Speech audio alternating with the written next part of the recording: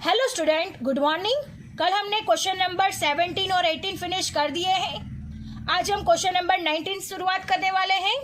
Question number 19, select all possible samples of size 4 using systematic sampling from a population of 20 units.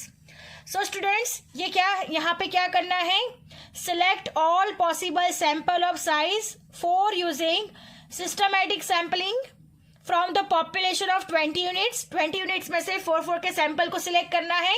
और कौन सी method दी गई है यहाँ पर? Systematic sampling. So let us start our solution. So look at here student, सबसे पहले यहाँ पर सिस्टमैटिक सैंपलिंग है तो सबसे पहले हमें के फाइंड करना होगा।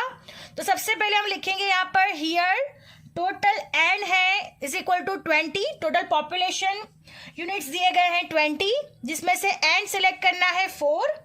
सो student, k is equal to formula है n by n। So 20 by 4 यानी 4 5 20 हो जाएगा, यानी 5 का ग्रुप्स होगा।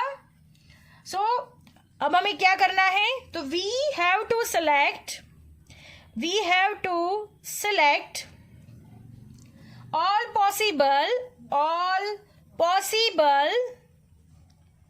सिस्टमैटिक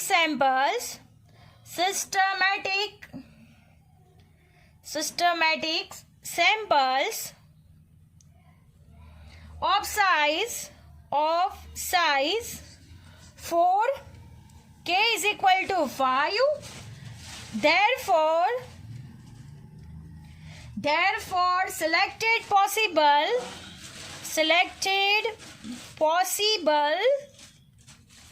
random numbers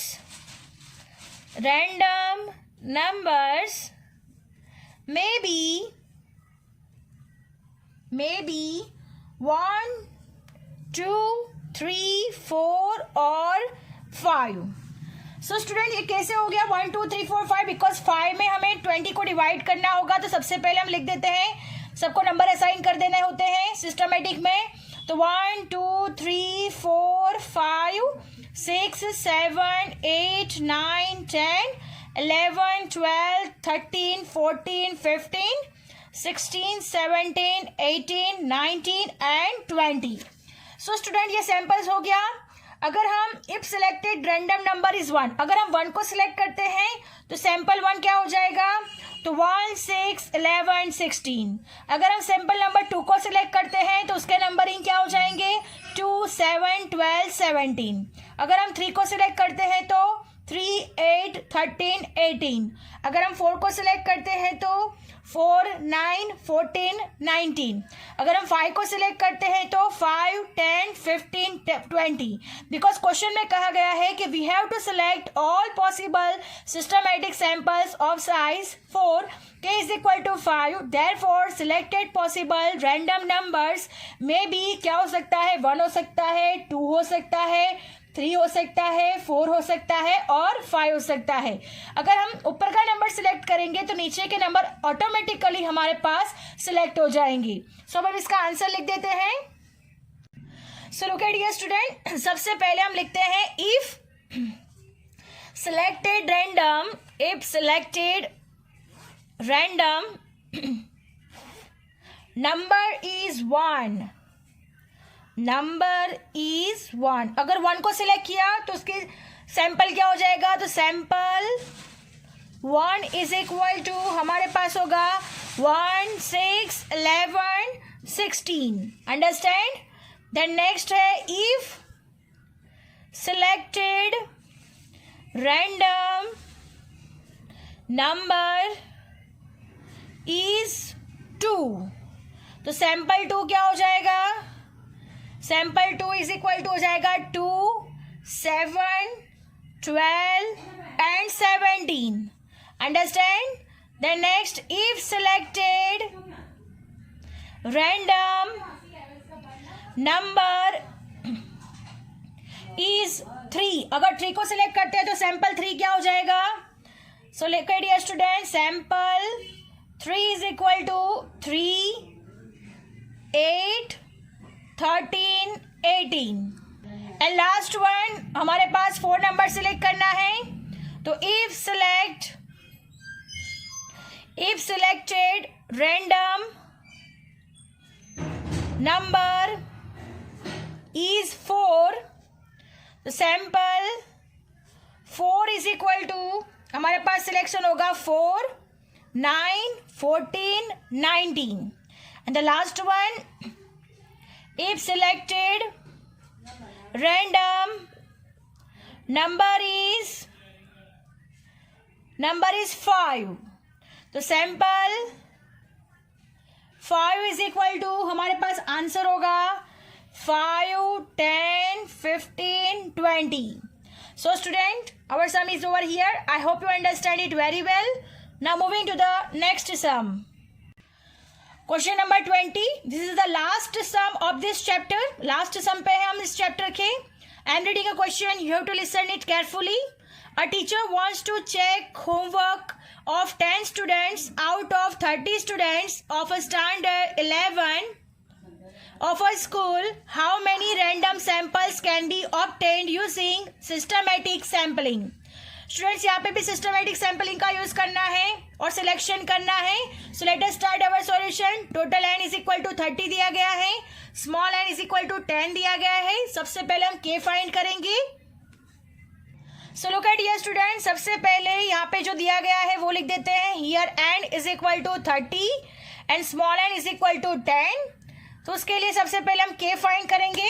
k का फॉर्मूला है हमारे पास n divide by n, 30 divide by 10, 10 3 जा 30 यानी 3. So k is equal to 3. therefore selected possible random number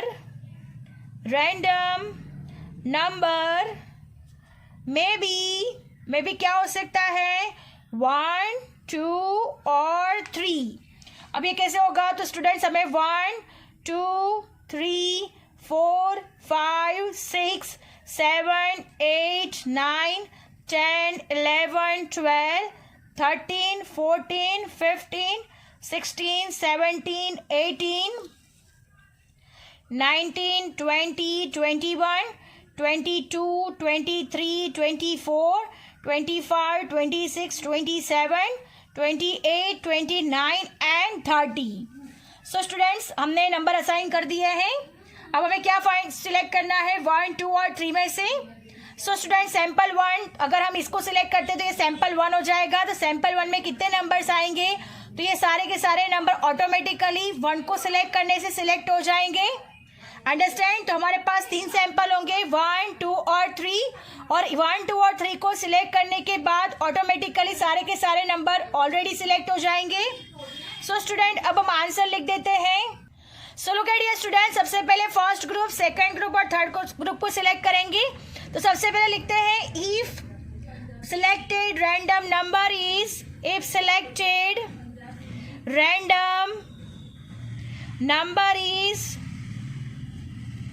1. अगर हमें 1 को सिलेक्ट कर दिया तो सैंपल 1 क्या हो जाएगा?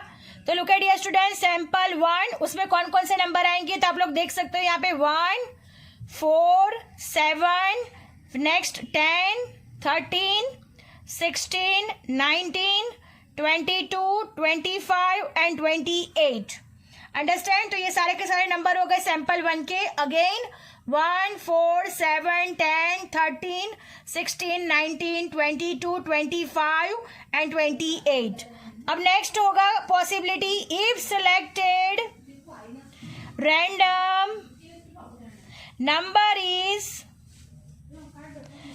इज 2. अगर हमने 2 को सिलेक्ट कर लिया तो 2 में कौन से सैंपल हो जाएगा? सो लिखते हैं यहाँ पे सैंपल 2 इज इक्वल टू हमारे पास आंसर होगा 2, 5, 8, 11, 14, 17, 20, 23, 26 and 29. Again 2, 5, 8, 11, 14, 17, 20, 23, 26 and 29. अब नेक्स्ट सिलेक्ट कर रहे हैं if selected random number is 3. अगर हम नंबर 3 को सिलेक्ट करते हैं तो क्या सिलेक्ट होगा? If selected random number is 3, अगर हम 3 को सिलेक्ट करते हैं तो सैंपल 3 क्या हो जाएगा हमारे पास? सैंपल 3 में आंसर आएगा 3, 6, 9, 12, 15, 18, 21, 24, 27 and 30.